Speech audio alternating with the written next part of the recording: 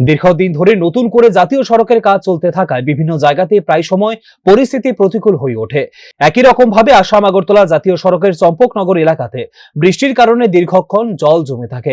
স্বাভাবিকভাবে দুদিকে বেশ কিছু যানবাহন 2 ঘন্টার বেশি সময় পরিস্থিতির শিকার হয়ে দাঁড়িয়ে থাকতে বাধ্য হয় এবং ক্ষোভ প্রকাশ করতে দেখা গেছে একাংশ যান চালক থেকে শুরু করে স্থানীয়দের।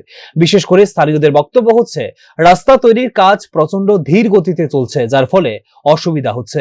এছাড়াও সঠিকভাবে জমির মূল্য নির্ধারণ করা হয়নি। এই অভিযোগের পাশাপাশি এখনো পর্যন্ত সঠিকভাবে জায়গা জমির দাম নেওয়া হয়নি বলেও অভিযোগ রয়েছে। গোটা বিষয় নিয়ে একাধিকবার নির্মাণ সংস্থা থেকে শুরু করে মহকুমা প্রশাসনের দৃষ্টি আকর্ষণ করা হলেও কোনো ব্যবস্থা গৃহীত হয়নি বলে অভিযোগ করেন স্থানীয়রা। এখানে 1-1.5 বছর যাবত এখানে দোকানপাট তো পুরা ভাঙছে।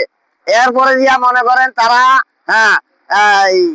সঠিক তো আমাদেরকে টাকা পয়সা দিচ্ছে না। মাটি জায়গার টাকা এই কমার্শিয়াল বাজারে 18 লক্ষ টাকা করে জায়গার কানি ধরে, এই হচ্ছে একটা, আমরা টাকা কখনো পাইছি না। আচ্ছা, আরেকদিকে আজকে বাজারটার যে কন্ডিশন, একটা লোক বাজারে আইতে পারে না। আমরা নিচে আন্ডারগ্রাউন্ড প্রত্যেকটা দোকানের আমাদের মাল মাদ্রা পুরা জেনে দিয়ে গেছে। তাদেরকে এসডিএম স্যারের বারবার আমরা অনুরোধ করতে আছি, এসডিএম স্যার করছে করবো, এই এনএস এর কইলে এনএস কথা শুনে না। এই অবস্থায় এখানে উল্লেখ করা প্রয়োজন, শুধুমাত্র চম্পকনগর নয়, আসাম আগরতলা জাতীয় সড়কের বিশেষ করে জিরানি এলাকায় বিভিন্ন জায়গাতে জল জমে রীতিমতো যান চলাচলের প্রতিকূল পরিস্থিতি তৈরি হয়। এটা নিশ্চিতভাবে যুদ্ধকালীন তৎপরতায় ভেবে দেখা দরকার বলে দাবি উঠছে। Bureau report, news now.